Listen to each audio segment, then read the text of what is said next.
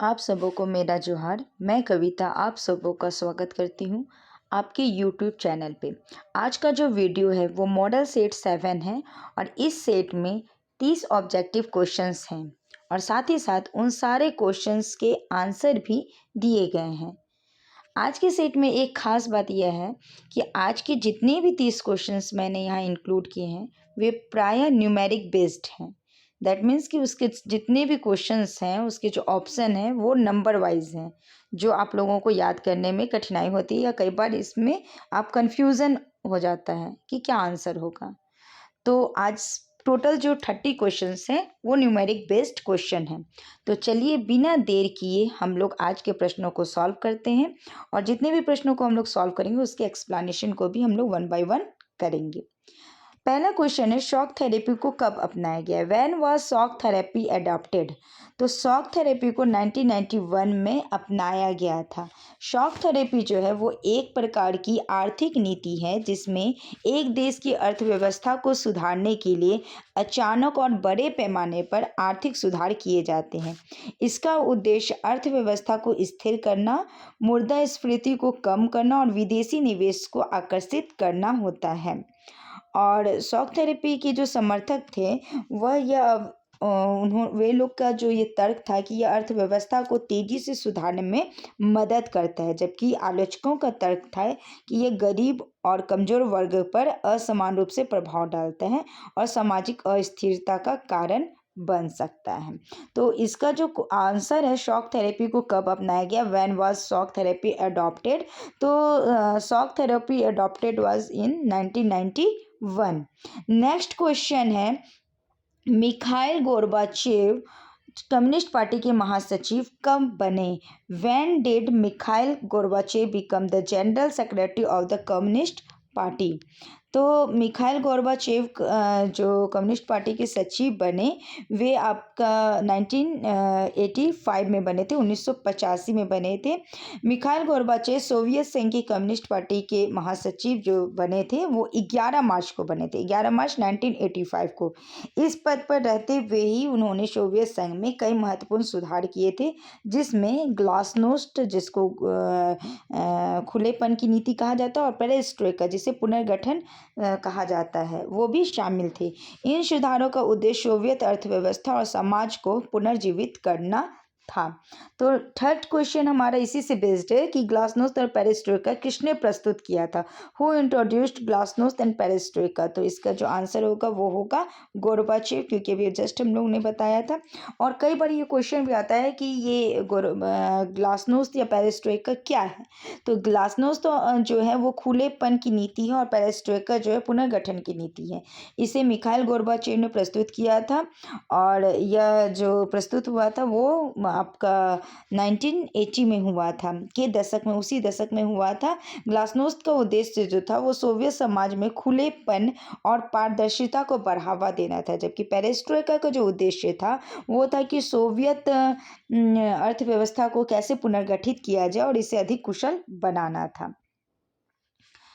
तो next question में हम लोग चलते हैं सोवियत संघ का विघटन कब हुआ?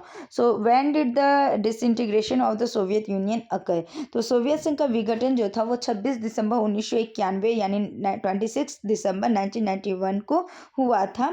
यह घटना विश्व इतिहास में एक महत्वपूर्ण मोड़ थी जिसमें वैश्विक राजनीति और भू राजनीति को प्रभावित किया।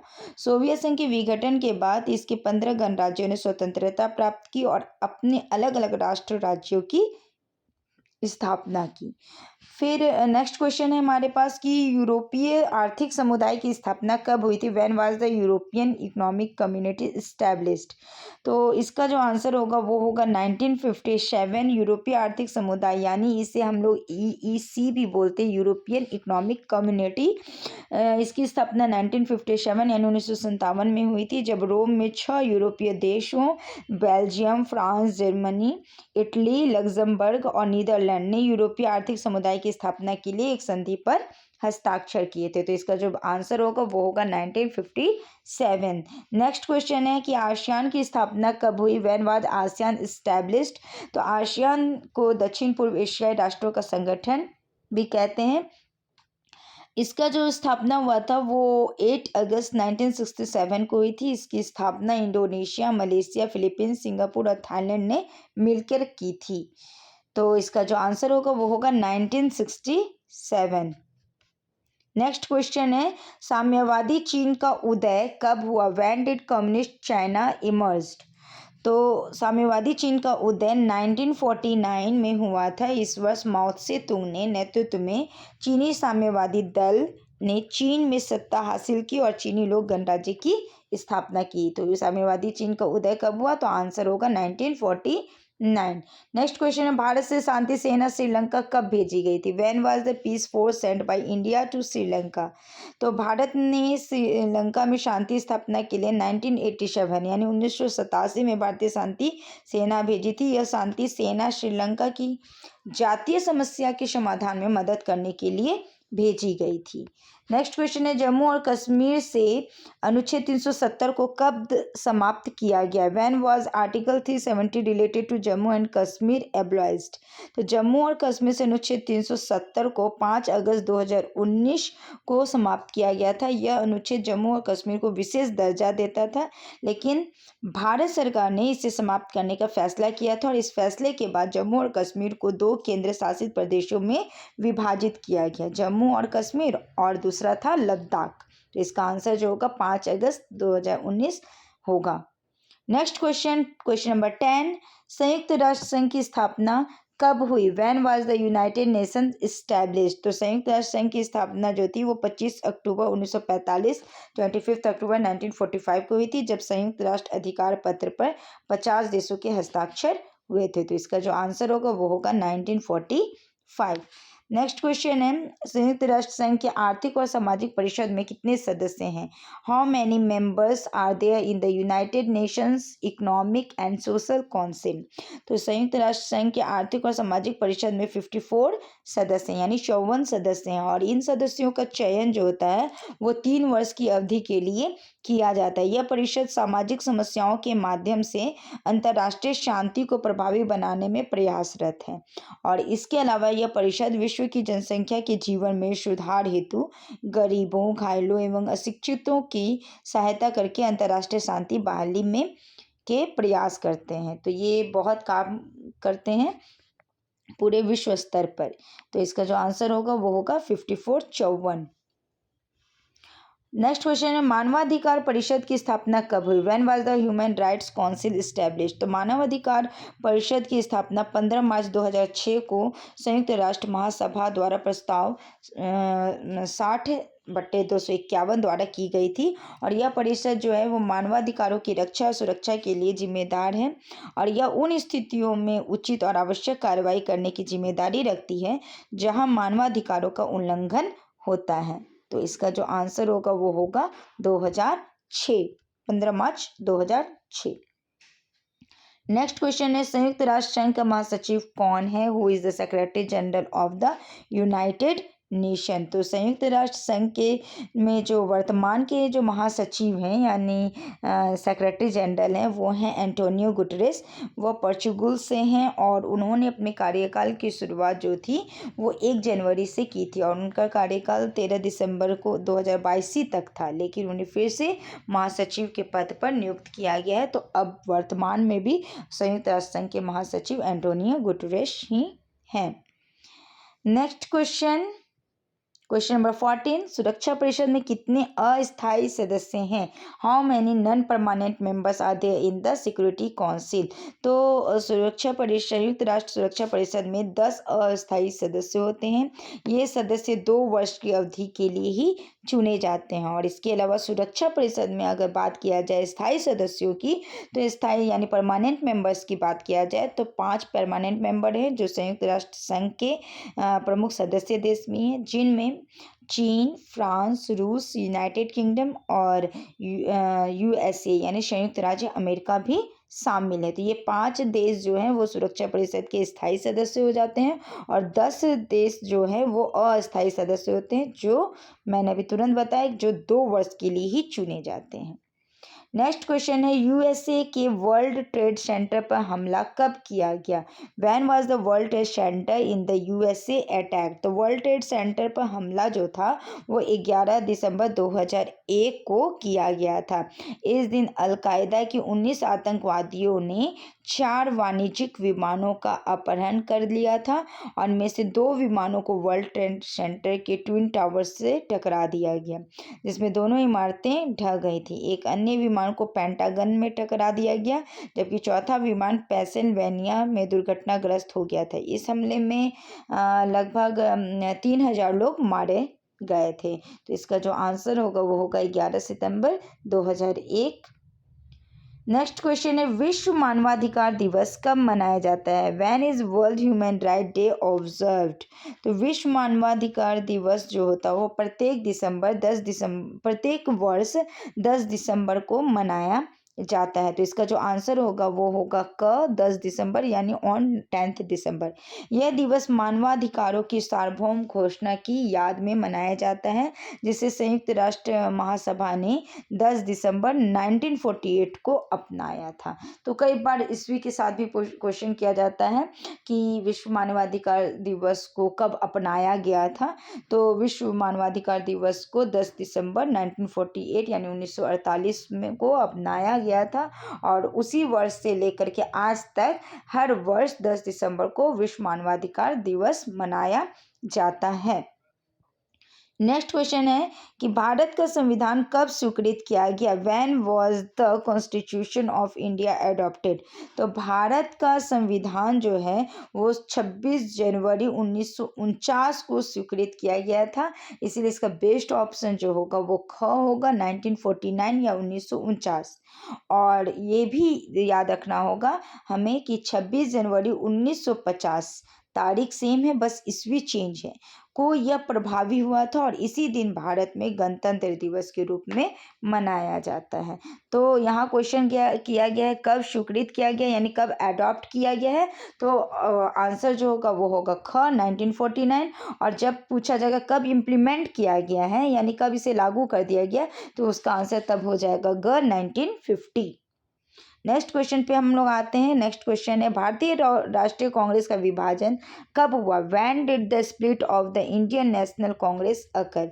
तो भारतीय राष्ट्रीय कांग्रेस का जो विभाजन है वो 1969 में हुआ था और यह विभाजन कांग्रेस पार्टी के भीतर उभरे मतभेदों के कारण हुआ था, जिसमें पार्टी के जो इतने भी नेताओं के बीच में जो 2 विचारधाराओं का संघर्ष था और इस विभाजन के परिणाम स्वरूप कांग्रेस पार्टी 2 भागों में विभाजित हो गई थी। जो पहला कहला जाता है कांग्रेस ओ और दूसरा होता है कांग्रेस आर। तो 1969 में भारतीय राष्ट्रीय कांग्रेस का विभाजन हुआ था। नेक्स्ट क्वेश्चन है राज्य पुनर्गठन आयोग की स्थापना कब हुई थी? When was the states reorganisation commission established? तो राज्य पुनर्गठन आयोग की स्थापना जो है वो 1953 में हुई थी यानी 1953 में हुई थी। तो बेस्ट आंसर उसका ग होगा। और यह आयोग जो है भारत में राज्यों के पुनर्गठन के लिए गठित किया गया था, जिसका मुख्य उद्देश्य भाषाई आधार पर राज्यों का गठन करना था। आयोग ने 1955 में अपनी रिपोर्ट प्रस्तुत की, जिसमें राज्यों के पुनर्गठन के लिए कई सिफारिशें की गई थीं। नेक्स्ट क्वेश्चन है नीति आयोग का गठन कब हुआ? When was the NITI Aayog formed? तो नीति आयोग का गठन जो था वह 1 जनवरी 2015 को हुआ था, नीति आयोग का गठन। और यह आयोग योजना आयोग के स्थान पर बनाया गया था और इसका मुख्य उद्देश्य देश के विकास के लिए नीतियों और कार्यक्रमों का निर्माण करना है। नीति आयोग के जो अध्यक्ष होते हैं वो भारत के प्रधानमंत्री होते हैं और इसमें विभिन्न क्षेत्रों के विशेषज्ञ भी शामिल होते हैं। तो इसका जो आंसर होगा वो होगा 1 जनवरी 2015। नेक्स्ट क्वेश्चन नंबर 21 है कामराज योजना किस वर्ष प्रस्तावित की गई? In which year was the Kamaraj plan proposed? तो कामराज प्लान जो था वो 1963 यानी 1963 में प्रस्तावित की गई थी और यह योजना कांग्रेस पार्टी के वरिष्ठ नेता के कामराज द्वारा प्रस्तावित की गई थी, जिसका उद्देश्य पार्टी के भीतर युवा और अनुभवी नेताओं के बीच संतुलन बनाना था। इस योजना के तहत कई वरिष्ठ नेताओं ने अपने पदों से इस्तीफा दे दिया था, जिससे युवा नेताओं को आगे बढ़ने का मौका मिला। नेक्स्ट क्वेश्चन है, किस पंचवर्षीय योजना में बड़े उद्योगों को प्राथमिकता दी गई थी? Which 5 year plans gave priority to heavy industries? तो दूसरी पंचवर्षीय योजना जो 1956 से लेकर 1961 यानी सेकेंड प्लान 1956 से 1961 में बड़े उद्योगों को प्राथमिकता दी गई थी और इस योजना का मुख्य उद्देश्य देश के बड़े औद्योगिक विकास को बढ़ावा देना था और इसके लिए बड़े उद्योगों को विशेष प्राथमिकता दी गई थी। इस तरीके से अभी तक हम लोग 22 क्वेश्चंस को सॉल्व कर लिए हैं। हम नेक्स्ट क्वेश्चंस में आते हैं। क्वेश्चन नंबर 23 है कि इस पंचवर्षीय योजना में गरीबी हटाओ को प्राथमिकता दी गई थी? इन विच 5 ईयर प्लान वाज गरीबी हटाओ गिवन प्रायोरिटी? तो गरीबी हटाओ की जो प्राथमिकता दी गई थी वो पांचवी पंचवर्षीय योजना में यानी 1974 टू 79 में गरीबी हटाओ को प्राथमिकता दी गई थी। इस योजना का मुख्य उद्देश्य जो था देश में गरीबी को कम करना था और गरीब वर्गों के लिए रोजगार के अवसर पैदा करने थे। तो इसका जो आंसर होगा वो घ होगा, पांचवी योजना यानी 5th प्लान जो 1974 अप टू 1979 तक चला था। नेक्स्ट क्वेश्चन है, राष्ट्रीय विकास परिषद की स्थापना कब हुई? When was the national development council established? तो राष्ट्रीय विकास परिषद की स्थापना 6 अगस्त 1952 को हुई थी। तो इसका जो आंसर होगा वो ख होगा, 1952। इसका मुख्य उद्देश्य जो था वो पंचवर्षीय योजनाओं के समर्थन में राष्ट्र के प्रयासों और संसाधनों को मजबूत करना और एकत्रित करना था। यह परिषद योजना आयोग की सिफारिशों पर आधारित है और इसकी अध्यक्षता प्रधानमंत्री करते हैं। तो आंसर इसका ख होगा, 1952।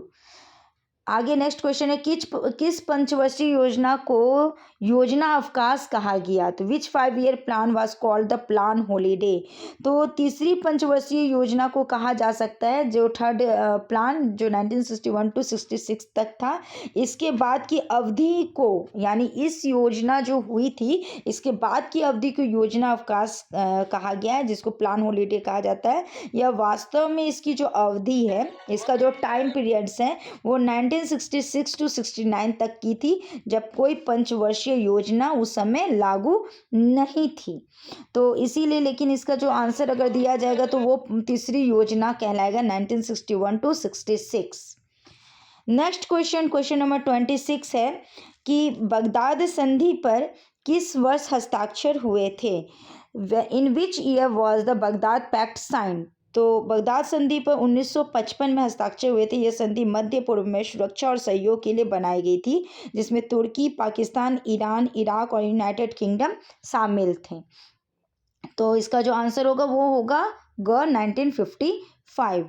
नेक्स्ट क्वेश्चन में आते हैं, 1962 में भारत का किस पड़ोसी देश के साथ युद्ध हुआ? इन 1962 India had a war with which neighbouring country? तो इसका आंसर होगा चीन। भारत का युद्ध चीन के साथ हुआ था। यह युद्ध अक्टूबर और नवंबर 1962 में हुआ था, जिसमें दोनों देशों की सेनाओं ने हिमालय की पहाड़ियों में लड़ाई लड़ी थी और इस युद्ध में चीन की सेना ने भारतीय सेना को पराजित किया था और अक्साई चीन और अरुणाचल प्रदेश के कुछ हिस्सों पर कब्जा भी कर लिया था। नेक्स्ट क्वेश्चन है, मैकमोहन रेखा कहाँ स्थित है? Where is the McMahon line? तो यह अरुणाचल प्रदेश में है, लेकिन इसके बारे में भी जान जाएं। मैकमोहन रेखा जो है भारत और चीन के बीच की सीमा रेखा है, जो अरुणाचल प्रदेश और तिब्बत के बीच स्थित है। यह रेखा 1914 में ब्रिटिश सरकार के विदेश सचिव सर हेनरी मैकमोहन द्वारा तिब्बत और भारत के बीच की सीमा के रूप में निर्धारित की गई थी। तो इसका जो आंसर होगा वो होगा ख, Arunachal Pradesh. Last second question है, प्रधानमंत्री लाल बहादुर शास्त्री ने किस समझौते पर हस्ताक्षर किए? Prime minister Lal Bahadur Shastri signed विच एग्रीमेंट? तो प्रधानमंत्री लाल बहादुर शास्त्री ने ताशकंद समझौते पर हस्ताक्षर किए थे। यह समझौता 10 जनवरी 1966 यानी 10 जनवरी 1966 को भारत और पाकिस्तान के बीच ताशकंद में हुआ था और इस समझौते का मुख्य उद्देश्य जो था वो था 1965 यानी 1965 के भारत पाकिस्तान युद्ध के बाद दोनों देशों के बीच शांति और स्थिरता बहाल करना। तो इसका जो आंसर होगा वो होगा डी, ताशकंद समझौता। लास्ट क्वेश्चन है, भारत ने पहला सफल परमाणु परीक्षण कब किया? When did India conduct its first successful nuclear test? तो इसका आंसर होगा 1974 में यानी ख ऑप्शन। भारत ने अपना पहला सफल परमाणु परीक्षण 18 मई 1974 यानी 74 को किया था। इस परीक्षण का कोड नेम स्माइलिंग बुद्धा था। तो कई बार क्वेश्चन भी आता है स्माइलिंग बुद्धा क्या कहलाता है, और यह राजस्थान के पोखरण में आयोजित किया गया था। यह परीक्षण भारत की परमाणु क्षमता की खोज में एक महत्वपूर्ण मील का पत्थर साबित हुआ था। तो इस तरीके से अभी हम लोग देखें कि पूरे हम लोग 30 क्वेश्चंस को सॉल्व किए। और अगर आप लोगों ने इससे पहले के 5 वीडियो को नहीं 6 वीडियो को नहीं देखा है तो आप लोग जल्द से जल्द उसे भी देख लीजिए, क्योंकि एग्ज़ाम अब स्टार्ट हो चुके हैं। और जो एग्ज़ाम है उसमें ये जितने भी क्वेश्चंस मैंने आपको दिया है वो काफ़ी इम्पॉर्टेंट है आपके एग्ज़ाम को लेके। तो चलिए आज के लिए इतना ही। जैक 2025 के बोर्ड एग्जामिनेशन के लिए आप लोगों को all the best. Thank you.